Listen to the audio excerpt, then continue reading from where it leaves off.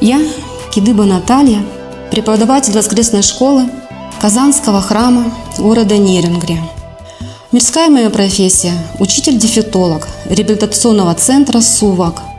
Вся моя деятельность связана с работой с детьми.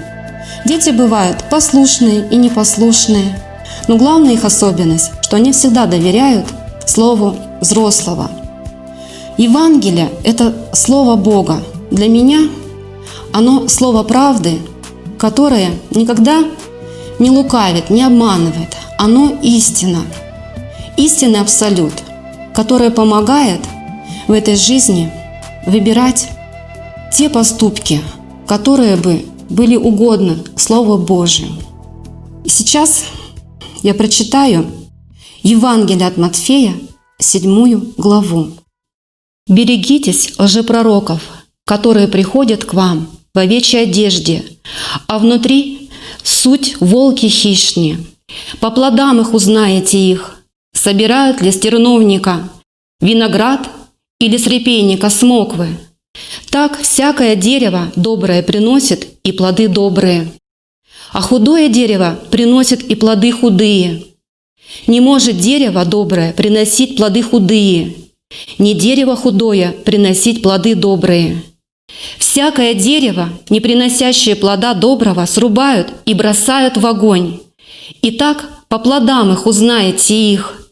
Не всякий, говорящий мне: Господи, Господи, войдет в Царство Небесное, но исполняющий волю Отца Моего Небесного.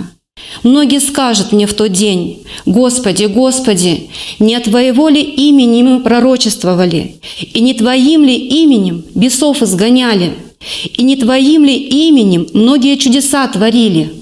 И тогда объявлю им: Я никогда не знал вас, отойдите от меня, делающие беззаконие. Итак, всякого, кто слушает слова мои сии и исполняет их, уподоблю мужу благоразумному, который построил дом свой на камне. И пошел дождь, и разлились реки, и подули ветры, и устремились на дом тот.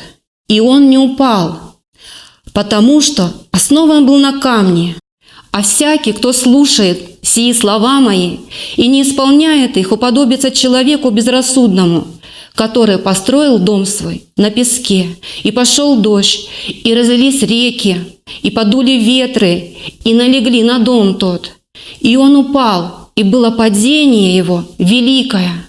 И когда Иисус окончил слова сии, народ дивился учению его, ибо он учил их, как власть имеющий, а не как книжники и фарисеи».